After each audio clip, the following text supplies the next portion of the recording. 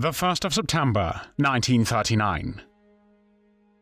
After a false accusation that the Poles attacked a German radio station, Nazi Germany launches a retaliatory campaign against Poland, triggering World War II. After defeating the Polish army, Nazi officials conduct indiscriminate retaliatory operations in reprisal for resistance activities. One of many punitive measures designed by Nazi Germany to inflict terror on the civilian population are the so-called Pacification operations. Conducted in areas of partisan activity, these include mass arrests and execution of civilians. Among the victims are children as young as 1.5 years old, women, as well as fathers attempting to save their families. One of the main perpetrators of these atrocities is a German officer who, for his brutality, will become known as the Butcher of Łysogóry. His name is Albert Schuster. Albert Hugo Schuster was born on the 13th of February 1912 in Plauen, then part of the German Empire. Following World War I, which ended on the 11th of November 1918, a number of right-wing extremist political groups emerged in Germany. One of them was the Nazi Party, which rose to power due to the social and political circumstances that characterized the interwar period in Germany. Many Germans could not concede their country's defeat in World War I, arguing that backstabbing and weakness in the rear had paralyzed and eventually caused the front to collapse. The Jews, they claimed, had done much to spread defeatism and thus destroy the German army.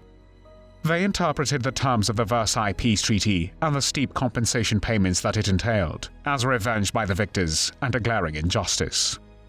This frustration, together with warnings about the growing danger of communism, created fertile soil for the growth of radical right-wing groups in Germany, such as the Nazi Party, which came into power on the 30th of January 1933.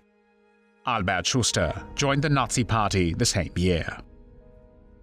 6 years later, after securing the neutrality of the Soviet Union through the August 1939 German-Soviet Non-Aggression Pact, Germany started World War II by invading Poland on the 1st of September 1939. Britain and France responded by declaring war on Germany on the 3rd of September. Warsaw officially surrendered to the Germans on the 28th of September 1939. In accordance with a secret protocol to the Non-Aggression Pact, Germany and the Soviet Union partitioned Poland on the 29th of September, and the last resistance of Polish units ended on the 6th of October.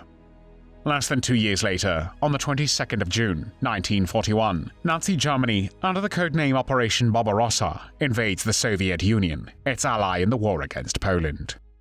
The same year, Schuster was deployed to Belarus with a task of fighting guerrillas and shooting Jews. In the spring of 1943, he was sent to the Holy Cross Mountains in central Poland, where for his brutality, he became known as the Butcher of Łysogóry. Schuster commanded the 62nd Motorized Gendarmerie Regiment, and their main objective was the liquidation of partisan groups. The first pacification actions took place immediately after the arrival of the gendarmes, as early as April 1943. The group used carts instead of motor vehicles so they could surprise attack their targets. They were extremely active, practically every day combing the surrounding areas in search of suspects. The pattern of pacification of villages carried out by Schuster's unit looked the same every time. At night or early in the morning, soldiers and gendarmes surrounded the entire village. They would then round up the residents in one central location, dividing them into women with children and men. When a list of everyone was available, more names were read out, passing them on to Schuster's subordinates. These carried out the executions usually by a single shot to the back of the head. The platoon commander primarily searched for people who had clothing similar to uniforms, or who were not exactly known by name. After a failed attempt by partisans to destroy his post, Schuster moved to the monastery in the village of St. Catherine, believing Poles would be less likely to shoot at a church. He tortured and murdered approximately 80 there, as well as hundreds of residents of the surrounding villages. Victims had to dig their own graves. On the 25th of May 1943, the pacification of the village of Wola was carried out. The entire population was gathered in the front of a local school. Schuster gave the assembled people 15 minutes to give information about the partisans.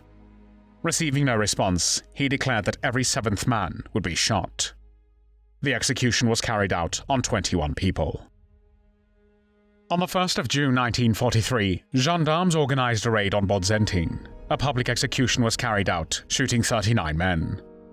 At the end of June, the village of Debno was pacified. 28 people were killed, including 10 women. Between March and July 1943, Schuster and his men murdered over 400 people. On one occasion, he burned 2 children alive. In January 1944, Schuster went on a rally of death in the Opoźno area. Driving from village to village, he and his men kidnapped, robbed, tortured, and killed people who were unlucky enough to be in his way. After being ambushed by a Home Army unit near the village of Ojeń, 12 of Schuster's men were killed, and Schuster himself lost an eye. 15 local people were killed in retaliation. In January 1945, Schuster left for Germany on sick leave. World War II in Europe ended on the 8th of May 1945. By then, for killing innocent Jews and Poles, Schuster had been awarded the Iron Cross Second Class and the War Merit Cross First Class with swords. After the war, Schuster was arrested on suspicion of war crimes, but released due to lack of evidence. He then settled in Raschau, East Germany. Though in 1951 he was hired by the East German secret police, the Stasi, as an informant, he did not escape justice. The hunt for Schuster began in 1967, when a Polish War Crimes Commission conducted an investigation into his crimes. It was completed a year later, and after the files were sent abroad, it turned out that Albert Schuster was still alive and living in the vicinity of today's Chemnitz. After East German officials were officially informed about Schuster, the Stasi ceased contact with him, and in December 1970, Albert Schuster was arrested. Schuster's trial started in January 1973. Schuster attempted to defer blame to the Gestapo for the shootings. At one point during his trial, Václav Juba, a surviving witness, said he had been saved by an unexpected act of mercy by one of Schuster's men. Juba had survived the initial massacre when the bullet only grazed his neck. One of Schuster's men noticed he was still alive, but instead of finishing him off, whispered to him, "Lay still, everyone's dead." When Schuster heard this, he suddenly stood up and shouted, "The witness is lying. It's impossible. My gendarmes were so disciplined that no one would allow himself to be so disloyal. This is slander. This cannot be true, because my soldiers were exactly following their orders, killing those forest bandits." The presiding judge responded by mentioning the name of one of Schuster's victims, Wanda Piwowarczyk. Piwowarczyk was a 2-year-old girl whom Schuster had personally executed as she was crying and hugging her mother. Schuster waited for Piwowarczyk's mother to recover from the shock of watching her daughter being murdered, then smiled at the woman and shot her in the head. She fell down while still holding her daughter in her arms. Juba witnessed the entire chain of events. When the judge asked Schuster if Wanda Piwowarczyk was a bandit, he went silent. Albert Schuster was found guilty of participating in the rounding and deportation of Jews in the Belarusian town of Nowogródok and the murdering of at least 400 villagers in Poland, and sentenced to death. On the 31st of May, 1973, when Schuster was shot at Leipzig Prison, he was 61 years old. His body was cremated and buried in an unmarked grave. There were no tears shed for Albert Schuster.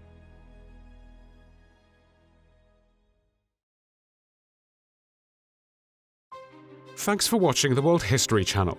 Be sure to like and subscribe, and click the bell notification icon so you don't miss our next episodes. We thank you, and we'll see you next time on the channel.